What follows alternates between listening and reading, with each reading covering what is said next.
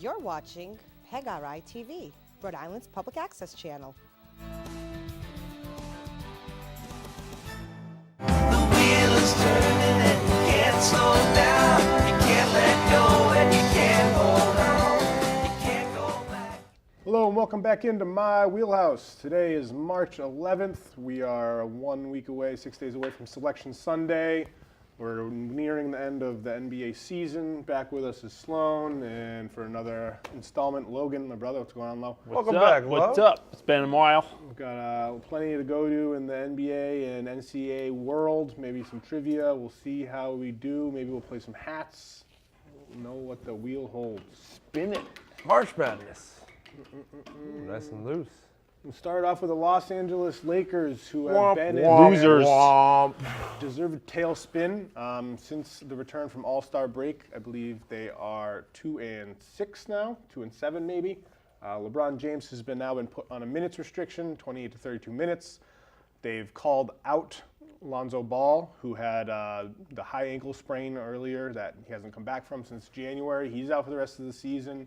Kyle Kuzma's dealing with an ankle sprain as well. They'll probably hold him out longer than expected. And news broke either yesterday or 2 days ago that Brandon Ingram has deep venal thrombosis, or Venous thrombosis.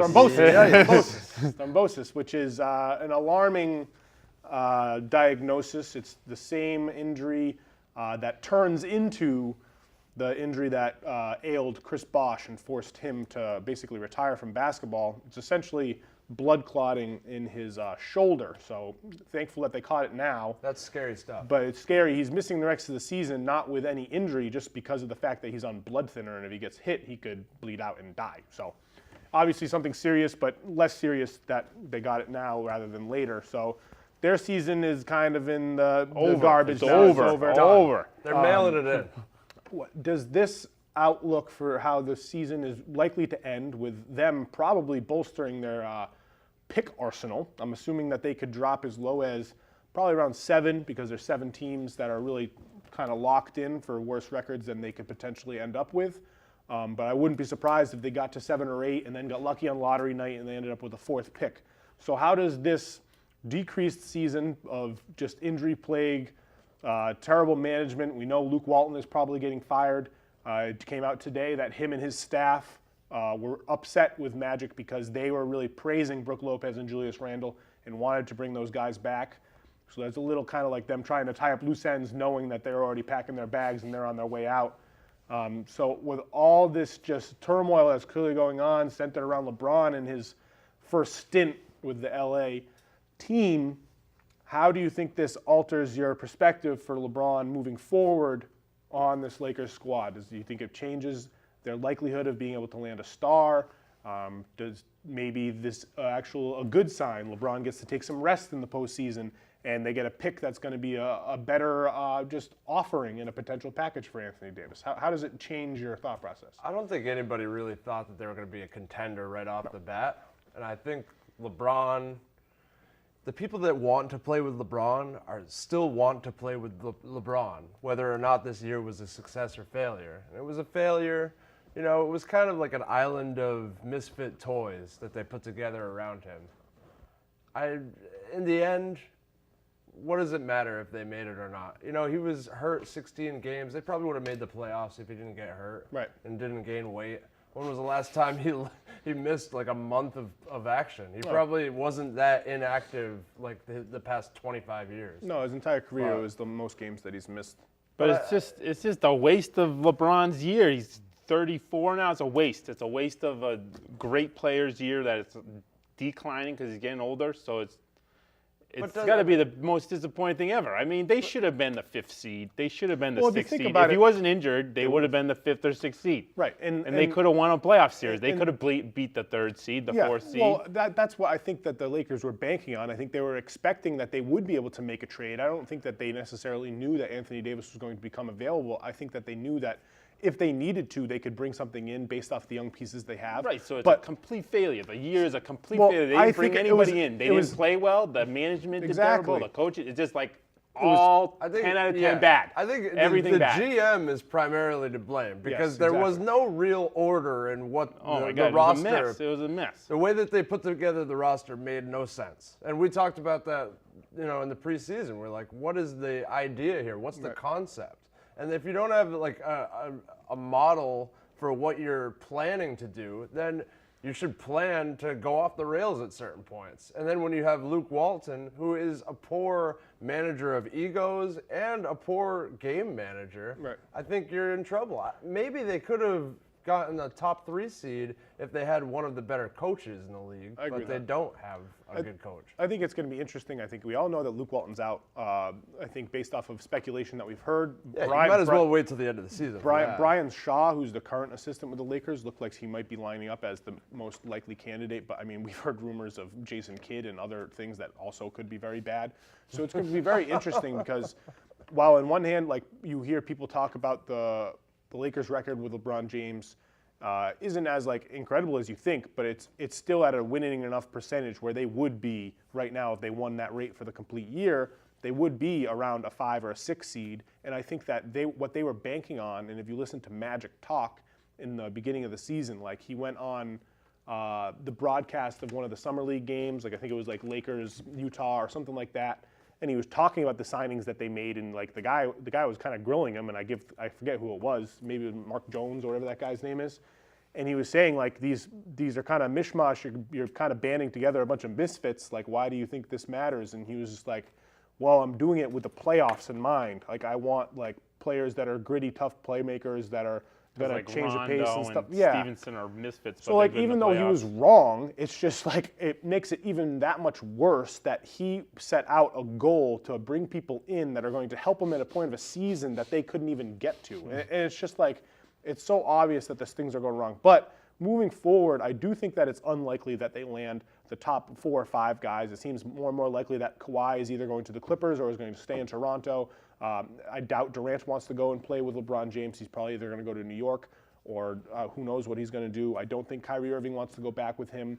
I don't think that Klay Thompson is going to leave the Warriors. So then you start to knock down the list, and I think that the most likely candidate in terms of the highest caliber next up on the rung is probably Jimmy Butler. And that makes me nervous because he's just kind of a head case, worse version of Dwayne Wade from like the matchup between D Wade and LeBron and Miami Heat. It's just going to be a worse version of that. And like, what's going to be the third fiddle that they bring in there? So I think it's going to be really interesting to see what their pick ends up being, how far they can I don't drop, think their pick's how gonna be good. helpful. Well, what if the lottery works in their shakes in their they're favor? playing LeBron 32 minutes a game. Why wouldn't Because you be playing him 20? if you Why watch- wouldn't you be Anthony Davis and not play him at all? You're that playing was- him 32 that minutes. was my They're gonna go like 500. That was my next question. So they're I not think, gonna. They're like the 13th seed right now. I think we're very close to seeing pick. LeBron is going to be resting, not for load management, but it's going to be for injury management. And it's going to be to make sure that his groin isn't acting up. Maybe he'll tweak something in a game. they need to bench him. And then he's only going to be playing 10 minutes a game or something like that rather than the 28. I think that they should try to lose as many games as possible. I'm nervous about them. They just signed Andre Ingram and like that guy who was the really feel-good story from last year.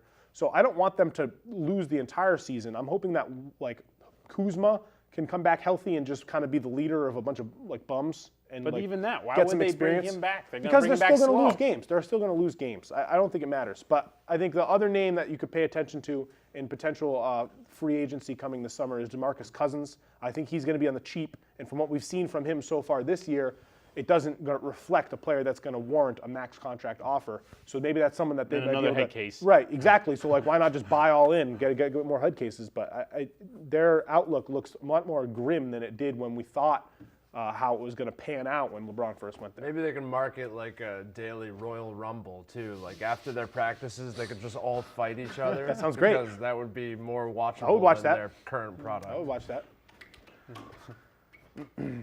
Lottery team. Who would have thought it? All right, hot takes. So I just wanted a new segment. You got to bring out some hot takes. I got 2 hot takes. My first hot take is that Philly is an easy out in the playoffs. Based off of me watching them recently, I know that they probably have the most star power in the Eastern Conference out of the top 4 teams. No disrespect to Indiana.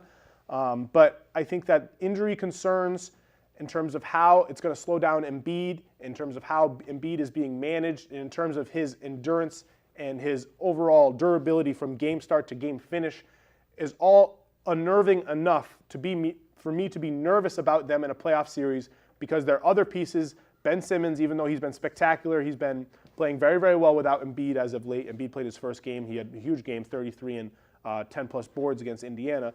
Ben Simmons has been a proven, schemable against player in the playoffs if an opposing coach knows what he's doing.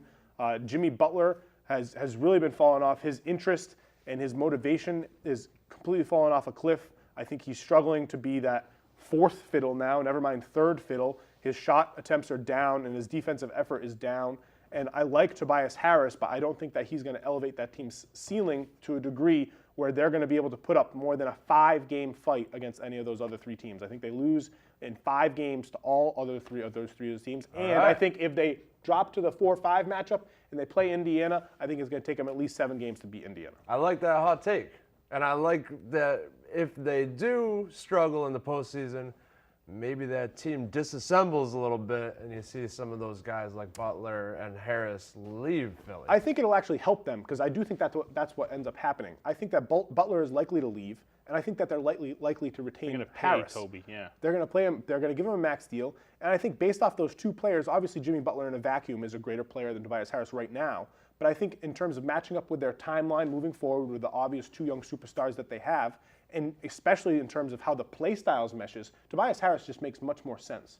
And I think that with the extra cap that they'll be able to free up by getting off of Jimmy Butler, they'll be able to bring in more people that'll help them in terms of being just a good role player. They'll probably bring back J.J. Redick, and I think their team will make a lot more sense next year. I think JJ loves Philly. I think the Sixers are good. I don't believe in your hot take. Okay, what's your... I believe in it. I'm with you because they're not deep. Elton Brand hasn't thought about like long term. He hasn't thought about depth. He's thought about getting the biggest names, but you know, if you get big names for one season, that's completely going against what you were about for the past 5 years, which was the process. Now all of a sudden he's expedited the process, and if they don't win this year, then a lot of things could go wrong. But I do like Tobias Harris there. I think they might be able to hold on to him. Their team's success depends a lot on He's a big market player. Ben Simmons meshing with the entire team on fast break, and then in the half court with Joel Embiid and J.J. Redick playing off each other in whether the 2-man game very well. And we saw in the first half of that Indiana game, when things aren't clicking between J.J. Redick and Joel Embiid, this team is very questionable on offense in the half court. So I'm really curious. I think you're saying that just because Embiid hasn't been playing, and that's all based on he was laboring. that. I mean, yeah, if he comes back and he's healthy, he could be they're the best great. player of the playoff Then team. they're a great Easy team. out, easy out. What's one of your hot takes? No, it's Logan's turn. Logan's hot take. I think my hot take is I think Zion Williamson is going to be top 3 greatest player ever. Top 3. Wow. Top okay. 3. So That's hot. I said that when LeBron came out, and I was right. LeBron is the top 3 greatest all time when he was coming out. I'm saying that the same thing about Zion. He's so impressive that there's no way he doesn't. The only way he doesn't is if he just gets on like a trash team and he gets no help on a trash team. If he has any type of winning capacity in the NBA, he's going down as top 3 greatest player ever. Nobody's gonna be able to stop him. Like he's too fast, too strong. He's gonna dunk on everybody. All right. I'm gonna go right on that one and give you a hot take. I think RJ Barrett long term is gonna be a better investment than Zion. No, terrible. Your hot take stinks. Inside, outside scoring ability. He can take over games. He's got like 7 30-point scoring games this season. I think he's going to be a great investment. But Zion will probably be one of the most dominant players, just like Shaquille O'Neal is one of the most dominant players of all time. I think Zion's going to be on that list. Yeah, I think Zion's just like a combo of like Shaq and like Charles Barkley and like LeBron James. He's just like most ridiculous, powerful person ever to come. But it's a lot less easy to plow through people in the NBA because you got a lot better defenders. Well, he's not depending on plowing through people. His game has a lot of finesse on top of the power, which makes it very intriguing. Well, he's going to be top 5 strongest players. No, defender, rebounder, scorer. He's just going to be like top 5 on those 3 things. That's going to put him on an elite I think level. his scoring could take some time because to there's so much hype on Zion. I think a lot of us are are missing or sort of underrating R.J. Barrett, who would otherwise be obviously the top pick. I mean, he would have been the best pick in last year's draft, I think. No, It was kind of a head start to when we get to the draft because we yeah. get some I mean, more on the if you draft. look at the teams, because something that you alluded to, as long as he doesn't go to just awful organization, he should be able to pan out as an all-time great. And when you look across the teams, a lot of the teams do have a reputation of kind of being those stinky, swampy franchises that might not have the best outlook for how to develop players. I mean, who knows what New York's future holds? Who knows what Cleveland holds? Even though they have a couple intriguing young pieces. I'm saying even Who with knows? that, Yeah, but he's going to be just like LeBron. He's going to be exactly LeBron. Cavs were absolutely trash when the terrible. Cavs got him. Zion's going to do the same thing. If Zion goes to the Knicks, he's just going to change all the Knicks. They're just going to be like bad one year, and then the next year they're going to be great. I think I like your take more than mine. Yeah, But, yes, I agree. yeah, Zion's a revolutionary type player. He's such a transformative player. He's going to be so much fun to watch for the next 20 years. And I'm so happy he came when he did, because LeBron, the first year in down. forever that he doesn't make the playoffs, we can talk about Zion, and it cheers us back up. My second hot take is that the Warriors are going to need 7 games in the finals to win this season. And if Clay or Steph deals with any injury problems during the finals at all, they lose. And this team, we've seen this team really, really struggle lately, and you can tell it's because they're really, really top heavy, and that their defense, or not their defense, well, yeah, their defense is exploitable in terms of who can be targeted, specifically DeMarcus Cousins, and how that really infects the team. And we're seeing we're seeing Kerr call out Draymond for him. He's being frustrated with Draymond. Draymond's antics and his play have continued to really, really fall off. We've seen Boogie in the beginning stages. He looked motivated defensively, and he looked to be able to kind of insert himself into the game to a meaningful enough degree offensively. But now offensively, he's more and more lost, and he's more and more demanding at the same time. While defensively, he's been absolutely atrocious. And we see that when this team doesn't have Steph or Clay, their spacing is completely warped differently, and the shooting on the rest of the team is abysmal. It's Durant, Steph, and Clay, and those are the only people who can shoot the basketball on that entire roster. So it's really, really interesting how dependent they are on two players, even though they have so much superstar talent. So I'm nervous about the Warriors' ability to be able to repeat. I do think that they are still obviously the favorite for good reason, but I think that there's more kinks in the armor. You think it's going than Game expected. 7, and they're going away to win Game 7 in Milwaukee? They're going away to Toronto and win Game 7 in Toronto? Yep. No way. They're going to win in 6 games easily. No chance that it doesn't happen in 6 games. They're not going to push it to the 7th game when they're playing away in the 7th game. They're going to be Game 6. We're locking this down, if it ever even came to that. I don't know. What we've seen from them late is obviously a lot worse basketball than they will be playing in the playoffs. When the playoffs come around, the rotations tighten up, and those 5 players, along with a new bringing in of Andrew Bogut, who another person that you could say maybe that signing is a bellwether for internal turmoil being a bigger issue. Maybe they brought him in because they knew DeMarcus Cousins wasn't the answer, and they knew that Jordan Bell wasn't ready for rotational minutes, and they knew that Kevin Looney at best is a third big on a okay team. Jordan Bell might never be ready. It's very sad. I was really high on him. I was hopeful for him to be good. But this team has, this is the end of the 4 of them being together. And I think the more that I watch of this team, the more obvious it is that Durant's gone. And the more clear that I think is that this summer they might look to be moving Draymond Green while his value is still as high as they possibly could be, and then run it back with just the Splash Brothers. And I doubt that they're going to bring back DeMarcus Cousins. So that means they would have a ton of money, and maybe they would bring in someone interesting as well. I just think that this team is frustrated with each other. The coach is frustrated with the players are frustrated with the players. It's to take a word from Jalen, it's toxic because of the losing. And maybe once they start winning, who the heck cares? And once they get that championship pedigree up, and who knows, they have the talent to bind together and sweep the Western Conference if they wanted to. I just don't think that that's going to happen.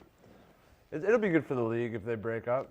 Yeah. I mean, there's nothing more for them to prove. That four finals in 5 years. Yeah. Another hot take.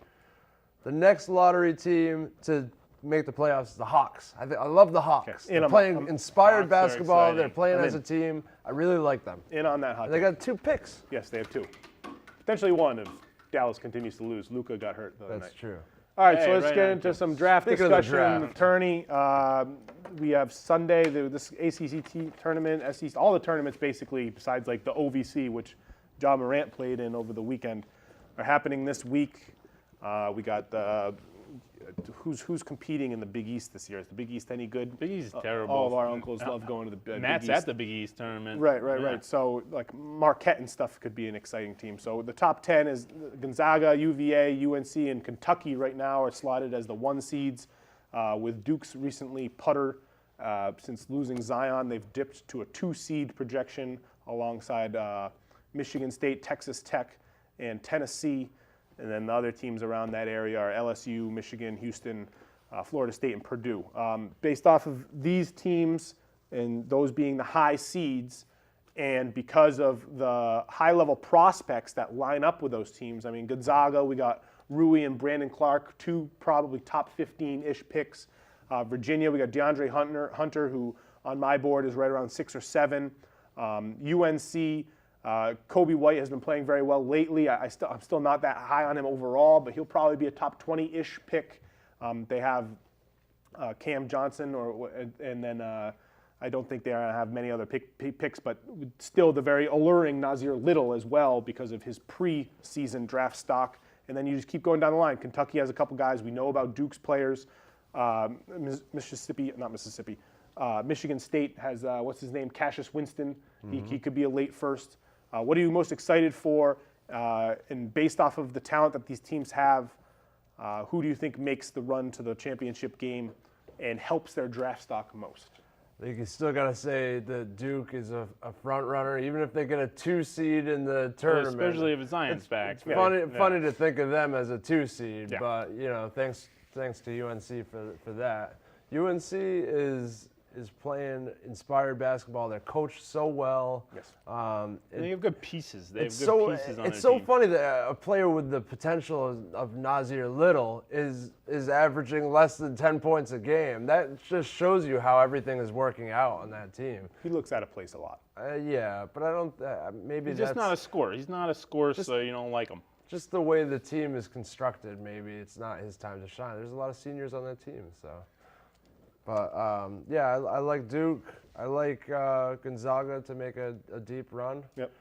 I mean, that's not really a hot take. No, but- I mean they're number 1 for a reason. Yeah, I think the top teams are going to do well in the tournament. I mean, Virginia is going to show up because they didn't show up last year, and Right. Uncle Mike probably would have something to say about that. Yeah. I mean, they were the first ever to get knocked out. Yeah, he was 116. sorely disappointed. Yes, last he was year. very sad. So I mean, they're going to show up, and they're going to do well in the tournament because they have that good coaching staff. And I think it's going to be Duke. Duke's. Yeah. I don't see how. I think like Duke's going to be one of the best teams ever. Like looking back on them. Yeah. With those 3 players. I think so too. And kind of go along with the whole draft thing. I think those 3 players are the best 3 players in the draft class.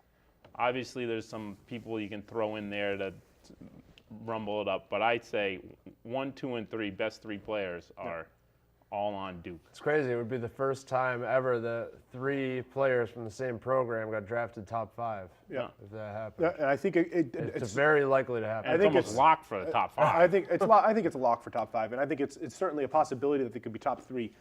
When contemplating a mock draft, I ended up doing 2 separate ones because it's really going to depend on who has the second pick. I think it's pretty universally accepted that Zion is going to be number 1 overall for obvious reasons, but I think depending on who has the second pick and what their team construct is already, I think that changes what that team's outlook will be and for what they're looking for. So if it's Chicago, Phoenix, I'm doing it any team that right now is considered in the lottery. So I just did it by like what the standings are right now. Chicago, Phoenix, Pelicans, Dallas, or Orlando. If one of those teams ends up with the number 2 pick, I think John Morant will be the number 2 overall pick. But if New York, Wait, the Pelicans are picking John Morant? the Pelicans would pick John Morant. John Pelicans not. They got Drew Holiday. Yeah, he's not a point guard.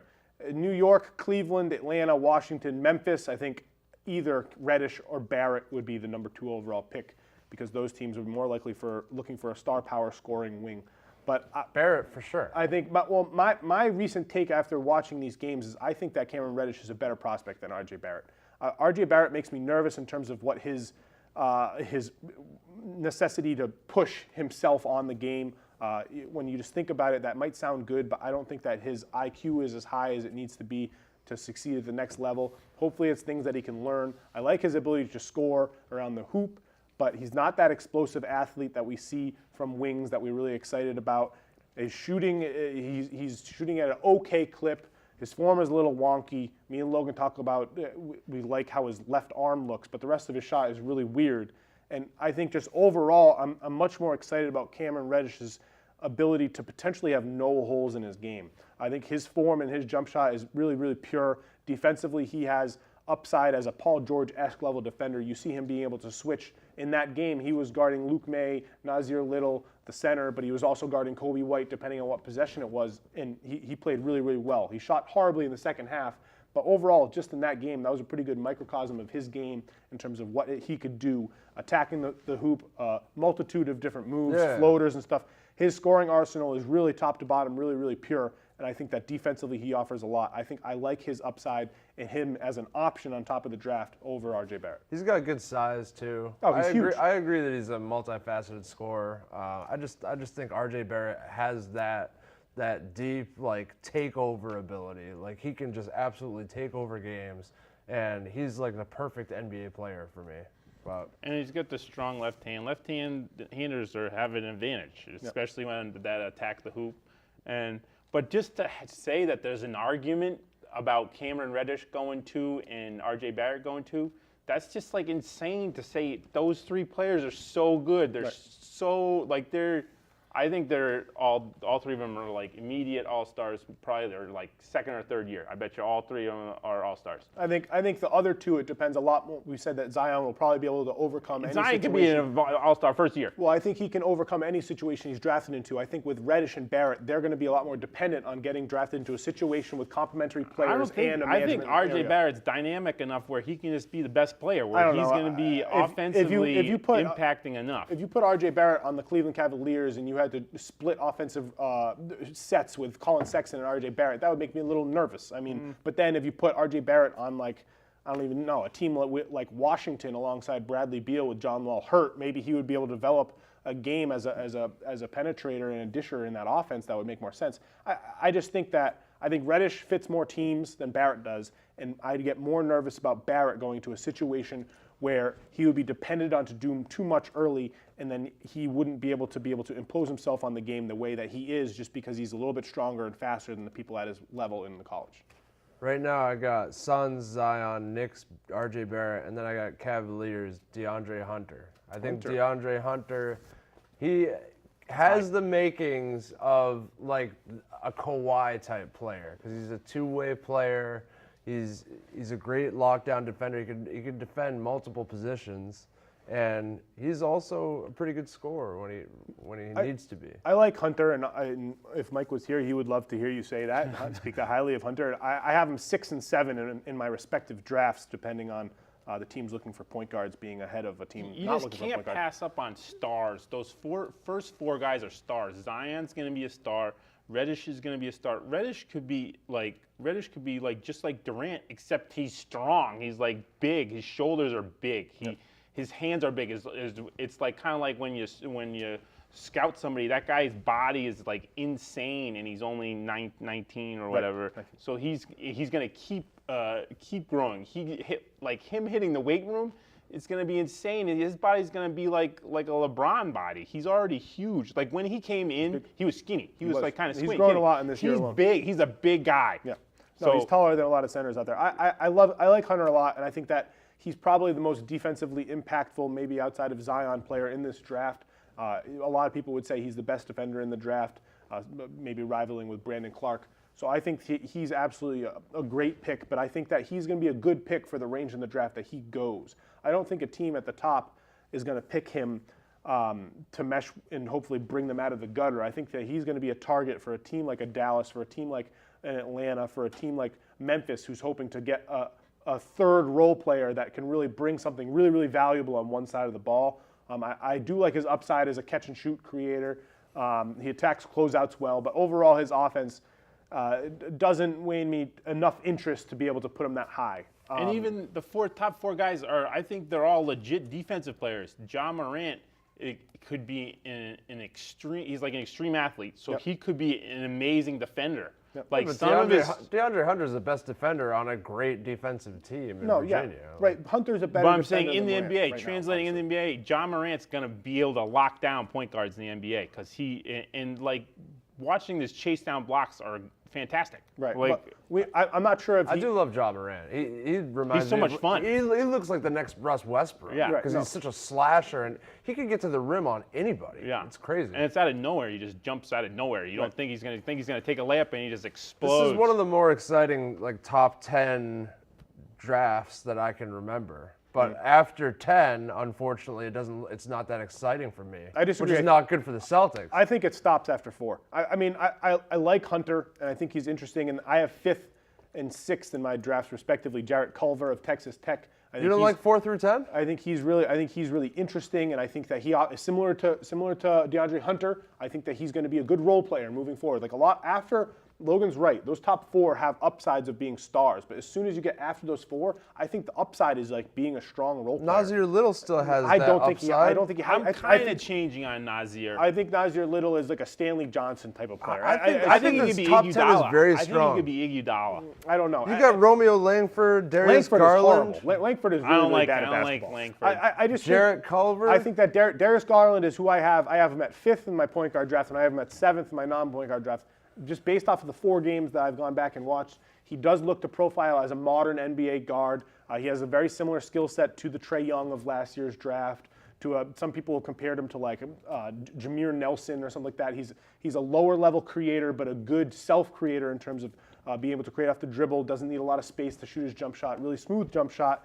But he looks to be really, really bad defensively. So I think he's going to depend. A lot of these teams, after the top 4 guys, I think the top 4 guys could picks overcome could a bad really- situation, but depending on where they get picked to, what team they go to, they could be horrible or they could be really good. And I think that that's a clear difference once you get past this. I mean, I think you're underrating this top 10. Brandon Clark, Rui Hachimura, Jackson Hayes, Kevin Porter, Bol. None of these guys stand I'm out off. on Rui as an NBA player. I love Rui as a college tournament player, but mean, I like, don't like him as an NBA player. Do you like Sekou Doumbouya, KZ Okpala, Nikhil Alexander-Walker? These are all guys that different drafts mocks have like 7th overall. And I think that because of the inconsistency, depending on what pundit or what expert that you're looking to, every single one is all over the place. There's no consistency because it's such a morass that the players that come out of this 4 through literally 20 are going to be the players that get drafted to the best situation. I think that, and that's going to be what the difference is. And even though there are players with high upside because of their immediate impact on defense, like a DeAndre Hunter,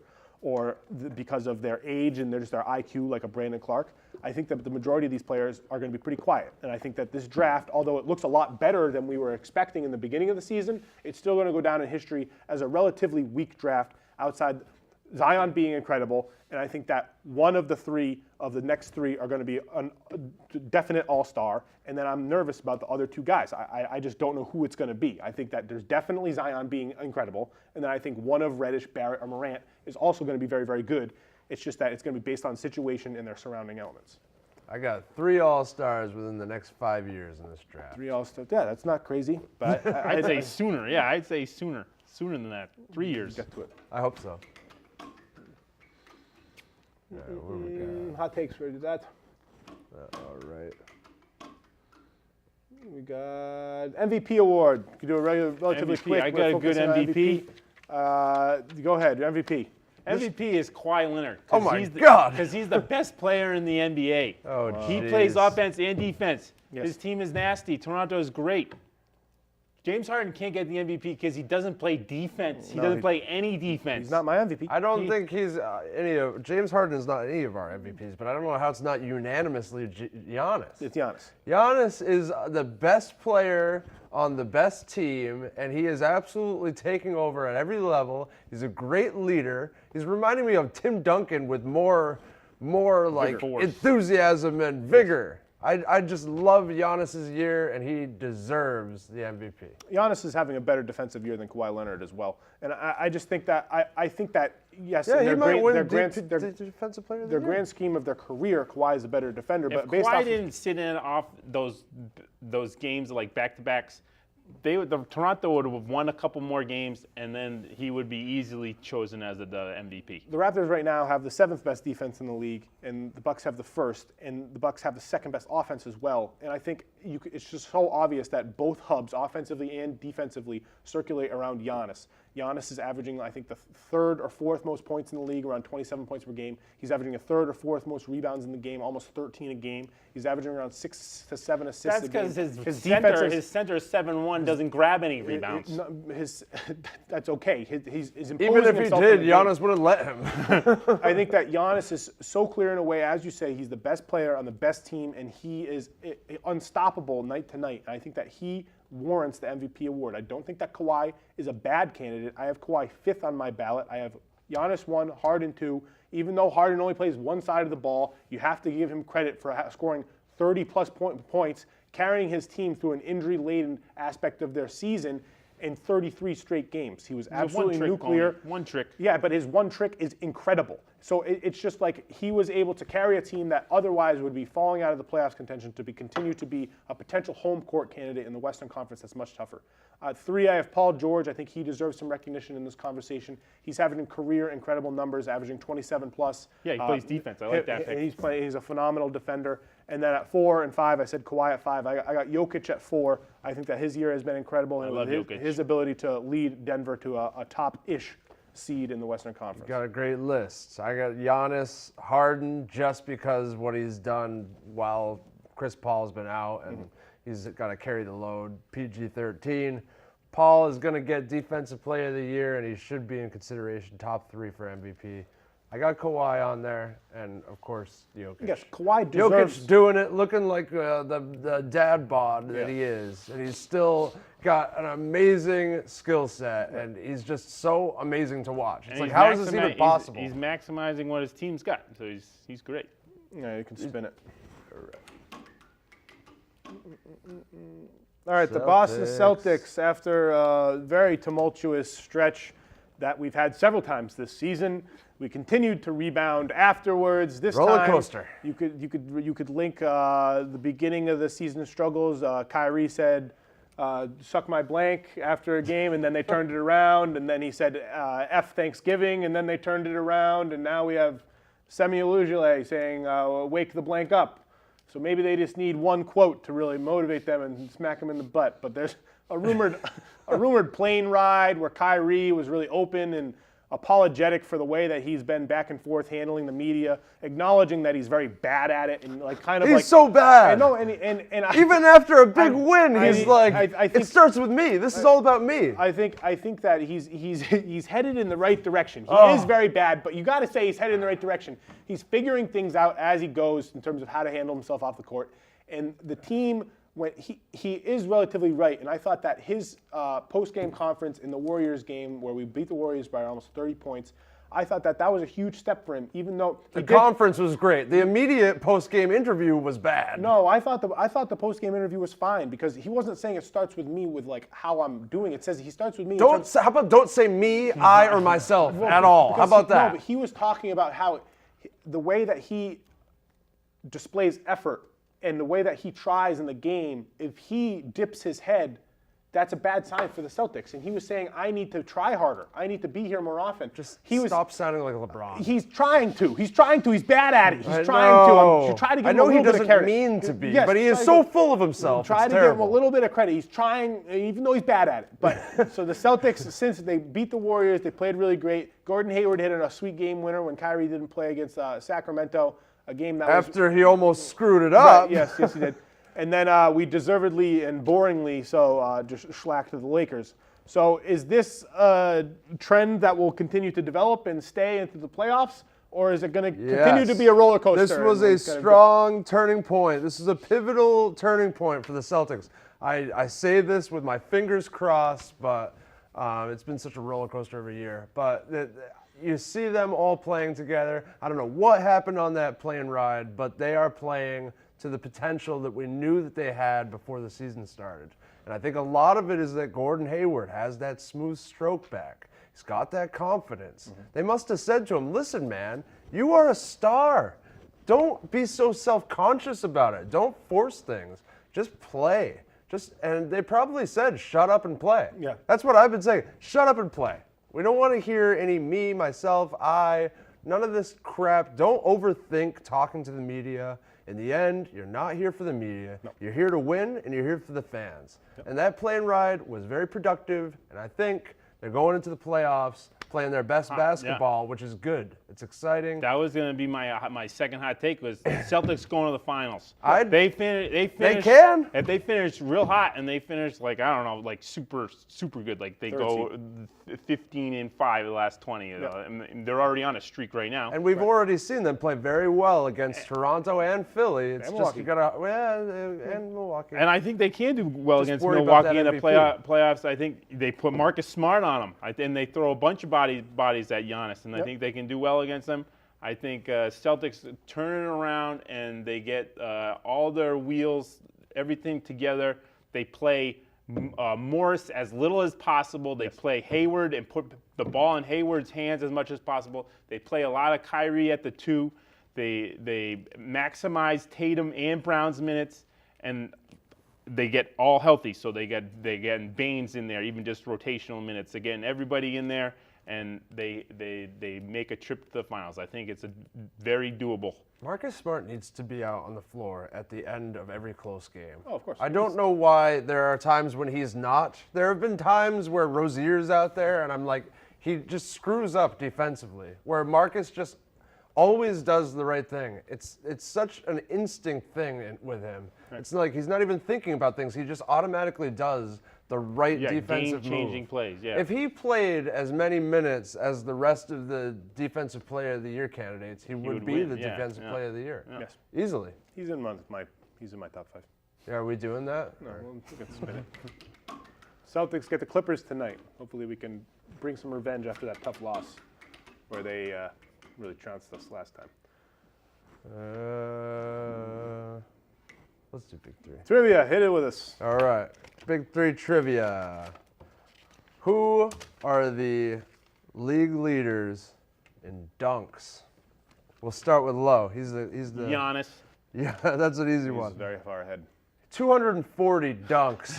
He's got 240. It's crazy how he's like more Shaq. That's more than the leader in most seasons. And we still have, what, 15 games left? I might have missed too many games. Capella?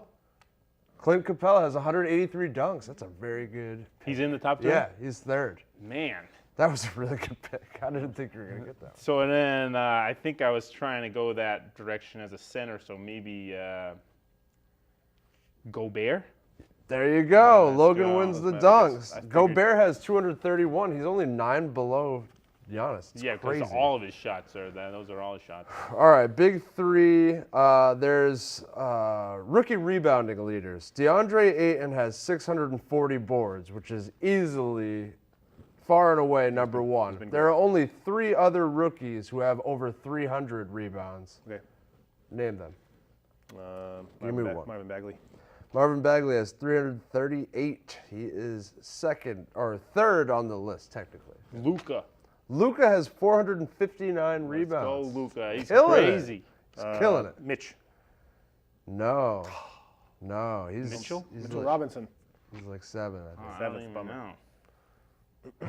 Logan was banking on you getting this one right. I thought it was definitely Mitchell. 300 rebounds. This is a tough one. He's got 307. Is it something crazy? How many rebounds a game is that? 8. Is 60 games so far? Yeah. It wouldn't be Trae Young. 6 That's and a Trae half. Young's my guess. No. Trae Young had a triple-double recently. Yeah. It's a team we don't talk about that often. Jaren Jackson. No. I'll give you one more guess, and if you don't get it, I'll. It's not Jaren Jackson. That was a good guess. It's definitely not Mo Bamba. I don't think Wendell Carter's played enough minutes. It's Wendell Carter, 307 rebounds. He's been That was hurt a tough for so one. long. That was a tough one.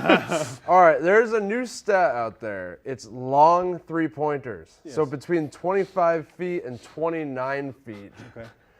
Okay. Whoever guesses 1 will win. One's won't do off. 3. One's out of the way. What do you mean? Curry's out, right? Because Oh yeah, Curry's out. Makes? Yeah, Was yeah. it Everybody most knows makes? It's field goal percentage. I'm doing percentage. percentage. Yeah, yeah. So not makes. Curry's actually not on the tops for Buddy percentage. Hield. There you go. We'll Buddy keep going. Hield I is wanna keep actually going. second in long three-point percentage. All right, we'll keep going. Mitchell, Utah's. No. Let's see. I think that Trae Young has up there. He's up there, but he's not in the top 3. LeBron. No. Clay. Think Nets. Brooklyn Nets. Russell. No. Spencer Dinwiddie. Let's go. Joe Harris. Joe Harris. Watch Joe Harris. And Brooke Lopez is on that list too. Brooke Lopez. Yeah, center doesn't get any rebounds, so Giannis gets 15. He's really good at boxing out. I want to do Coach of the Year. All right, Coach of the Year. My pick is Mike Budenholzer with the Milwaukee Bucks. We got the same picks. You and I are boring. My other top 5 is Mike Malone, Nate McMillan, Yes, Malone. Dave Yeager, and Kenny Atkinson at 5. McMillan's got to be number 2. Look at what Indiana's done. They've completely overachieved without Oladipo most of the season. Denver's Yeah. overachieved That's a with great injuries all season. team. Yeah, that's a great team. That's why he's third. Denver was my pick to be the Western Conference leader anyway. So they got a great team. But I think they're maximizing what they have. They have a McMillan's bunch doing of more with less. They have a lot of. The Denver has a lot of young talent. They've so had a lot of I injuries, mean, too. I feel like if I look at Denver and the Celtics, I see very similar things talent-wise. What about Nick Nurse? And I see Denver blowing up. I think it's just because they have good players. I'm not as confident in his ability to. They are deep. So who's your pick? You got Mike Malone as your pick? I got Denver. Done. All right, I can respect that. Bud. Defensive Player of the Year. I picked Giannis. Giannis is my Defensive Player of the Year. I think that the Bucks have the best defense in the league, and I think that he is the biggest bellwether for that. And the rest of my candidates reflect the other members of the top defenses in the league. I have Paul George second. I have Miles Turner third. I have Kawhi fourth, and I have Marcus Smart fifth. This is going to Is be that just because Kawhi's missed a couple games? No, it's because Kawhi's defensive effort hasn't been the same as it was in former years. Yeah, he's it is. not Do the same. you don't watch Toronto. Yes, I do. I've watched plenty of Toronto. I've probably watched 10, 15 Toronto games. He's the best defender. He's the best defender on their team, and their team is 7th defensively. Giannis is the best defender on his team, and his defense they're first. Miles Turner leads the league in blocks, and the Pacers are 2nd defensively. Paul George is leading the league in steals, and they're 5th defensively. I got Kawhi ahead of Giannis, but I got them both on the list. But it bothers me when you sit games out every other game or every 2 games or whatever it is. I have Paul George tops because his perimeter defense just deserves recognition. Paul George, Giannis, Kawhi. Deserve an award. Logan has Kawhi, and I got Kawhi As and defensive- Marcus Smart, and then whoever else is in there. Marcus won't be in the top 5. both me and Logan have the same person winning Defensive Player of the Year and MVP. It's just a different person. You know AD is going to still get votes. Yeah, probably. And Embiid, Rudy Gobert will get votes. Yeah, I hate don't know. that. Gobert makes good players. look Favors awful, and though. Joe Ingles have better defensive analytical stats than Gobert. That's because they're with him. No, that maybe Gobert is considered a good defender because they're with them. He's with them. Hats. All right, we got trivia to open it out. To start, we got the Houston Rockets and the Utah Jazz. If they were playing each other, if the season ended right now, they would play each other in the first round. I'm going to ask a trivia question. Whoever gets it right gets to choose what team they want to argue for who would win the series. Okay. Understand? Yeah. Hands on the table. You get to buzz in. What number did Kyrie wear at Duke? 1. 1. What team you want to be? Let's go. Can't pick Harden. That's Harden. I can't pick Harden. All right. Hating on You Harden. get 30 seconds to argue for why. Put the hat on. You got to put the hat on. Oh, okay. You get 1 minute to argue for why the Houston Rockets are going to be beating the Utah Jazz in the playoffs. Because the Go. Rockets have been there before. They've taken down bigger threats than the Jazz. Nobody could stop James Harden, especially Joe Ingles, because he's too slow. And I think Chris Paul is healthy at the right point in the season, and Clint Capella can at least try to take care of Rudy Gobert. Donovan Mitchell can't take over an entire game. All right, 30 seconds. He's Rebuttal, go. already taken. He's dominated. Mitchell has become a scoring. The last month or so, ever since you said he stunk, he's been blown great. up. He's been putting up 40 Yeah, I point wish I games. hadn't traded him to you in fantasy. Yeah, that worked But out that's- too. That's But beside the point. Chris Paul is old. He could just get a hammy hurt or whatever. But team defense, reasonable. He's probably going to get hurt. Team defense is what stops superstars like Giannis and like James Harden. So Utah Jazz is exactly what you can stop James Harden because you have a Gobert in the middle, you have Derek Favors, you have size in the middle, help defense, team defense stops stars. This is a team that'll surprise you with a team win, not one player. Got a response? Are you ready to move on? Yeah, James Harden's just going to take over. I pick Logan. Logan gets 1 point. All right.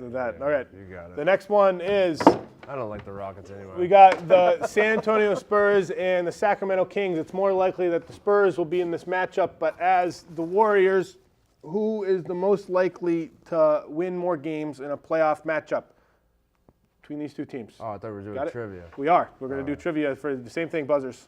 They're in the playoffs? They're and right now they're 9. I Oh, don't have a Clippers hat. I don't have a Clippers hat. I have a Kings hat. Kings? I have a Kings hat. I don't have a Clippers hat. I have a Kings. I like the Kings. You can argue for the Clippers if you want to argue for the Clippers. Hands on the table. I need 2 players from the 2004 Charlotte Bobcats starting lineup. Oh, Bobcats. 2 players. Oh, man. 2004, that's way That's the too- first year. That's their first year. Nazi Muhammad. No. No.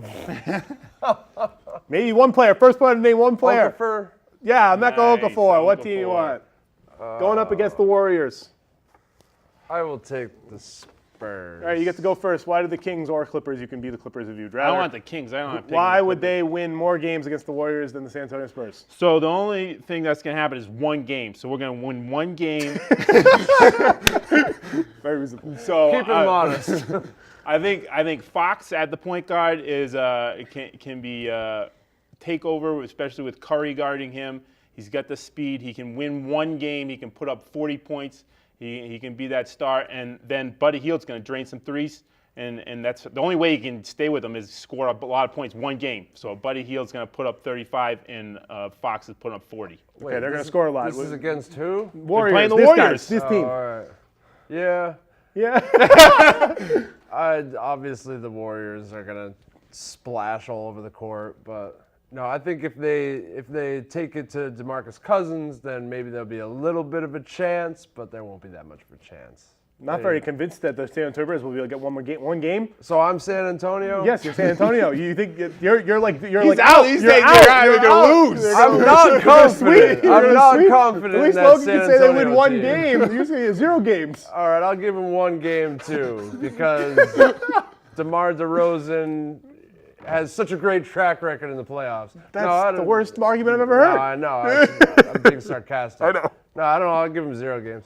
0 games. Okay, I'll you take lose that win. automatically. I don't believe in it. All right, last one is we got the Charlotte Hornets and the Orlando Magic. Both are technically out of the playoffs right now, but they're only 1 game Isn't Orlando back. like 9? They're tied. Yeah. Orlando is 9. Charlotte is 10 right Orlando's now. bad. Out of East is so much weaker out than of the these West. 2 teams, the end. which team wants to make the playoffs more? Which team does it matter to more? And if they didn't make the playoffs, which team would that be fine for more?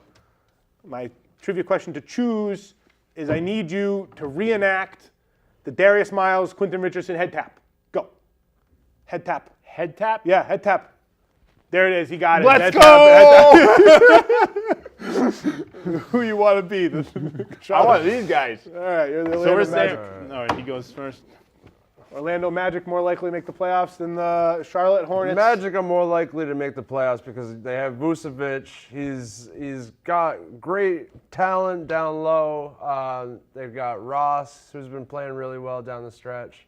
I think they are more of a team dynamic. I think the Bobcats are out because their best player is probably going to be not Hornets, whatever. Their best player is leaving at the end of this season anyway, so they're out. He says Kemba's out. The Orlando has no stars. Nobody wants to watch them in the playoffs. Kemba's a star. He would be exciting to watch. He's a team leader that can lead a team and make some noise in the playoffs, even though it's not going to be that much noise at an 8 seed. Kemba can win a game. You need offensive studs to win a game in the playoffs. Kemba's the only player that matters in this conversation with both these teams. Kemba would be disappointed if he didn't make the playoffs. Orlando needs to rebuild and get a pick. Kemba doesn't care anymore. Logan wins all 3. I think we got Very convincing. one more. If this was debate class, I'd be failing right now. No, I think that's actually it. So we'll close out with that. Thank you for joining us on My Wheelhouse. Until next week, it'll be very exciting. Madness. Selection Sunday. Should be some good stuff. We'll Madness. see how these teams do. If Kemba Walker is probably going to leave if they don't make the playoffs. So that's why I think it does make more sense. And Orlando does need another draft pick. Hopefully they can land someone up there. But thank you for joining us. Till next time, adios. Wheel is turning and you can't slow down.